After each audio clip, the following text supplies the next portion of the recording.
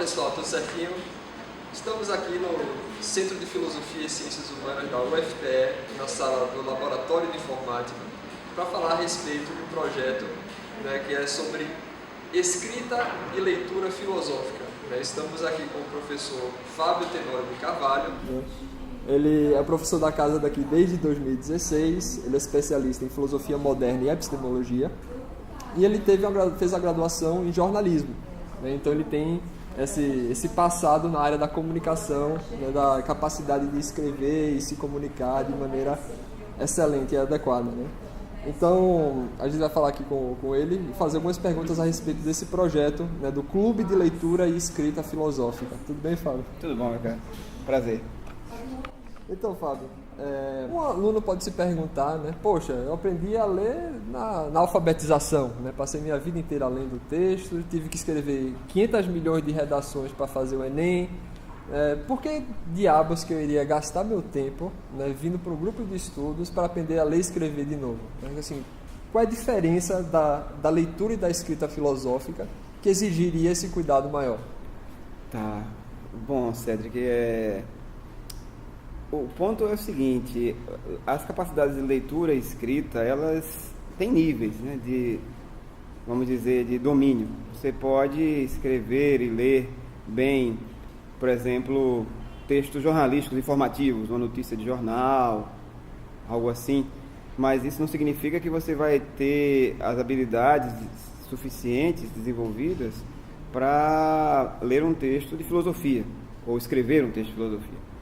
De modo que a primeira coisa que eu te diria é que há níveis de domínio dessas habilidades. E o que a gente idealmente deveria aprender ao longo do percurso de formação no ensino fundamental e médio é dominar essa habilidade de ler e escrever, essas duas habilidades, até um ponto ideal em que fosse mais fácil, ao chegar numa graduação de filosofia, ler textos filosóficos e escrever a respeito deles. Mas a realidade brasileira, a realidade que encontro, não é bem essa.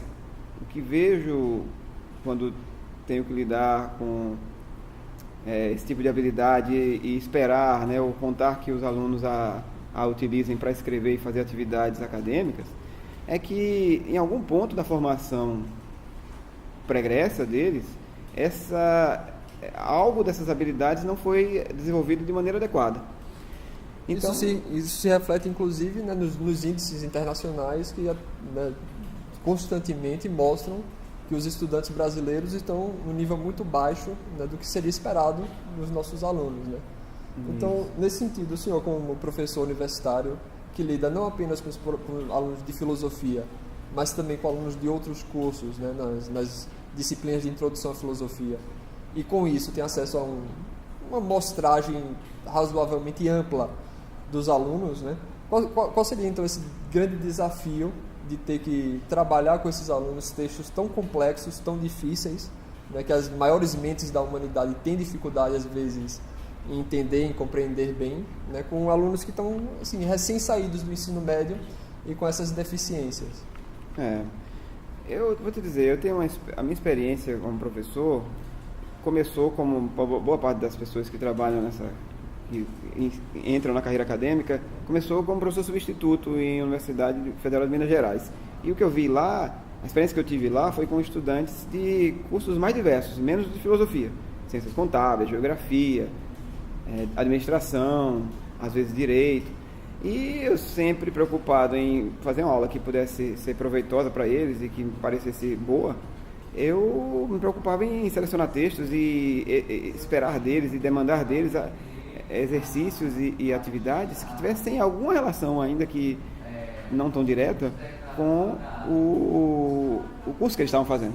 De modo que é uma preocupação já antiga minha de acessar as pessoas que ou estão no curso de filosofia, mas ainda não desenvolveram plenamente as habilidades, ou aquelas que não são do curso de filosofia, mas para quem as habilidades específicas de leitura e escrita filosófica seriam de alguma utilidade, e enfatizar isso. O desafio é simplesmente identificar que partes dessas habilidades precisam ser desenvolvidas e criar atividades didáticas dentro da sala ou fora de sala que se dirijam à prática dessas habilidades. Escrever e ler, como você sabe, é uma coisa que depende muito da prática, mas uma prática metódica. Então, a minha tarefa, embora não seja formado em letras ou em nada que seja semelhante a isso, é simplesmente tentar orientar os estudantes na escrita e leitura de textos em geral, mas sobretudo naquilo que é específico nos textos filosóficos, que são basicamente a capacidade de analisar conceitos, de estar atento a diferenças conceituais e de identificar, analisar e avaliar argumentos, que são basicamente as duas habilidades importantes, né?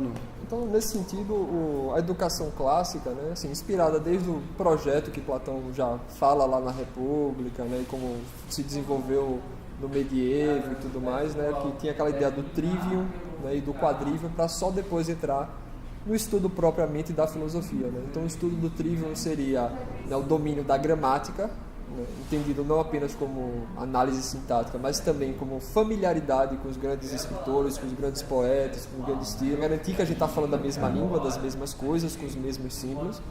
Depois a retórica, para garantir que a gente se expressa adequadamente, né, de maneira compreensiva pelos outros.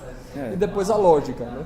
Então só depois disso é que se passaria para, de fato, o estudo da natureza, da realidade, da filosofia, né? Qual seria o desafio de você entrar, digamos assim, de cabeça na filosofia sem ter feito essa preparação básica? Bom, o tamanho do desafio, qual é ele? Eu ainda vou ser sincero, não sei quão grande ele é. Mas uma coisa eu te digo, só a prática vai me dizer o quanto uma atividade como essa, uma iniciativa como essa, pode ser eficaz. E quando você me recorda aí essa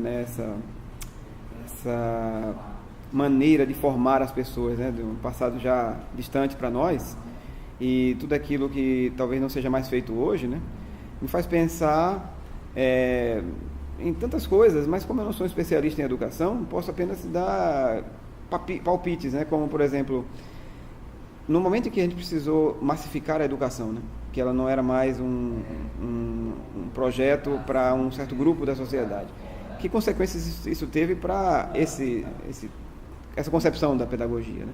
E ao perder isso, né, o que perdemos no final das contas, né? O quanto um indivíduo, uma pessoa, uma mulher, um homem, ao chegarem na idade adulta, não tendo passado por esse tipo de formação, tem condições ainda de, apesar disso, recuperar e treinar as habilidades necessárias para a leitura e escrita de textos filosóficos. Te digo que todas essas perguntas eu não tenho resposta para elas, mas essa atividade que eu conduzo aqui junto com o Henrique tem o sentido de ser uma prova dos 9. Eu vou fazer na prática e ver o que é que se consegue. Se isso crescer, espero que você volte aqui para me entrevistar daqui a 1 ano ou 2, aí a gente volta a registrar resultados um pouco mais promissores. Então, para o pessoal que está em casa, que está assistindo, que percebe que tem alguma deficiência, alguma dificuldade nessa leitura e escrita de textos difíceis, né, o que é que o senhor recomendaria para ele de algumas práticas, alguns livros? Bom, a primeira coisa que eu tenho que dizer sobre isso é o seguinte, é que textos filosóficos, seja aqueles que você lê, seja aqueles que você vai escrever, são feitos para ser compreendidos, em contraste com textos que são feitos para informar.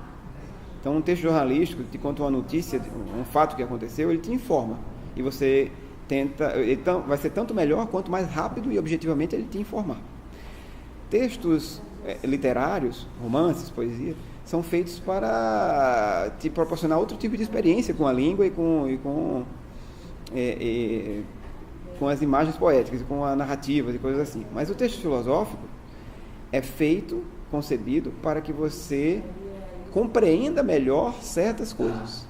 E a atividade de compreensão, justamente, tendo que ser exercida durante a leitura e a escrita, ela vai exigir que você aborde um texto filosófico com métodos específicos. E se pudesse dar uma dica de algum texto, um texto que fala sobre isso, há vários, mas algum que se dirija especificamente para a leitura e escrita de textos filosóficos, e que não é de um nível alto, porque foi usado, não sei se ainda é, mas como texto básico no ensino, no liceu, né, no ensino médio francês, é a Metodologia Filosófica. Os autores é Jean-Jacques Willenburger e Frédéric Forsyth. É um excelente livro que dá ótimas dicas metodológicas sobre como abordar um texto para ler e para escrever a respeito disso. Então, se pudesse deixar uma dica, seria essa aqui, pessoal. Muito obrigado, professor. Então, pessoal, se você tem interesse em participar desse grupo de estudos, ele se reúne aqui às quintas-feiras, das 18 às 20 horas, e você pode entrar em contato com o Henrique Capeleiro Maia, que faz parte da coordenação e organização também desse grupo, e não precisa ser um aluno de filosofia necessariamente, qualquer pessoa que queira aprender a ler melhor e escrever melhor pode participar. Então, obrigado, professor. Eu que te agradeço.